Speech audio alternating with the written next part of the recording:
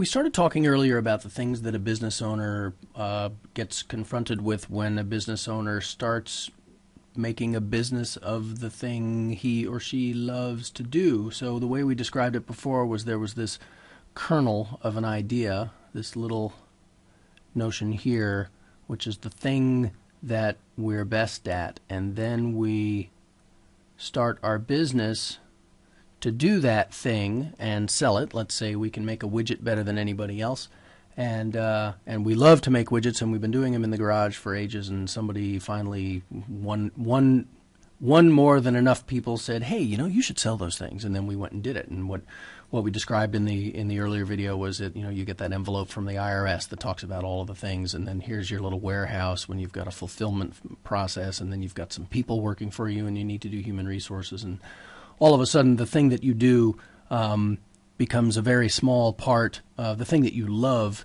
to do becomes a very small part of the whole. And I was thinking about this diagram here, and I'm not sure that I really did it justice. And so what I thought I would do here was start a little bit new thread and go about making a little bit more comprehensive list of the things that need to happen if you want to run a business. And so first we're going to start with the thing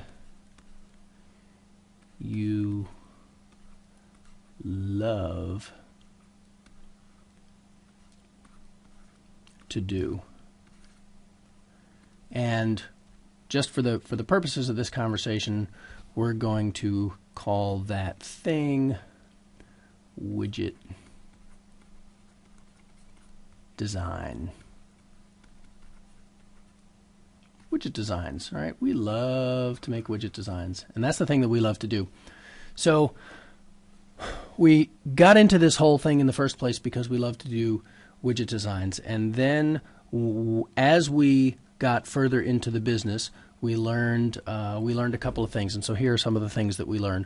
We learned that there is accounting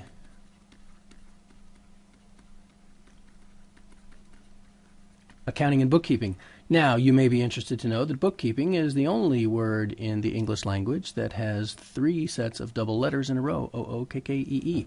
That information will not be at all helpful to you in the achievement of accounting and bookkeeping, but I promise you, if you don't know how to do accounting and bookkeeping, you're going to need someone to do it for you. If you don't do it in your business, you won't be in business for very long. So there's accounting and bookkeeping. There is all manner of vendor management, usually starting with the phone company or the electric company, and then moving on to cleaning services and plumbers and data wiring guys and computer repairmen and all the different things that your business is going to need. Even if you're running it from home, there's going to be different kinds of vendors. There is going to be a lot to do with office management. And that's either going to be running your own office or running back and forth to FedEx office quite a bit. But doing office management thing, of course, there's going to be human resources. There is going to be some small amount of legal work. There is going to be development. There's going to be product development. There's going to be product, P-R-O-D-U-C-T,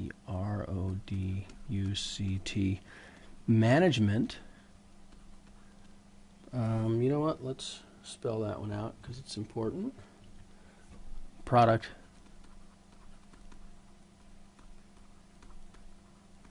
There's going to be product management, which is the cradle to grave taking care of your product. You have to think of it, you have to build it, you have to design it, you have to store it, you have to pack it, you have to ship it, you have to service it after you ship it, you have to think of a new one, you have to upgrade it. There's a tremendous amount of product management. Even if your product is a service, you're still going to have to do product management. You're going to constantly have to be reinventing yourself, and then you're going to have to get that invention to fit into all of these other bits and pieces of your business. And so the thing you love to do, right? Remember what seems like a long time ago, the thing we love to do up here.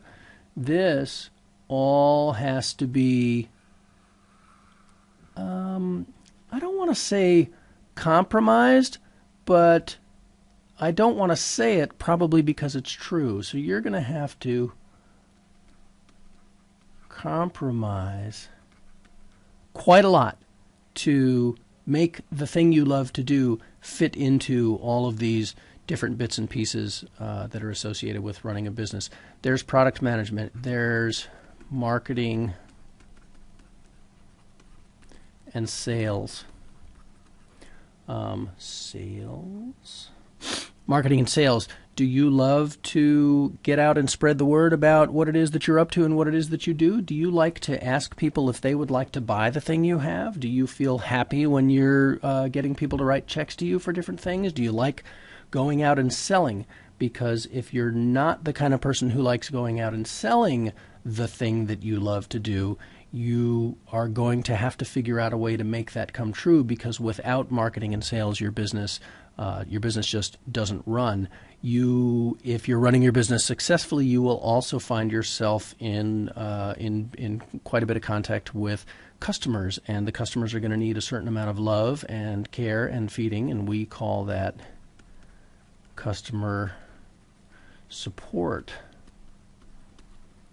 Customer support takes any number of forms: email, telephone, getting out on the road, driving in the van, whatever it is that you're doing to support your customers. There's going to be a fair bit of that. So if you start to think of all of these things, right, one of the things that I use as just a basic decision-making tool, a really, really quick and dirty decision-making tool thing, is if I start to write a whole bunch of things down on a piece of paper, just one sheet of paper, or this little blackboard thing that we're using here. If I want to think about what's important and what's not important, or what's more important than other things, what I've done here is I've put the thing that I love to do in red, and then I've put all of these other things. I may love to do these things. Actually,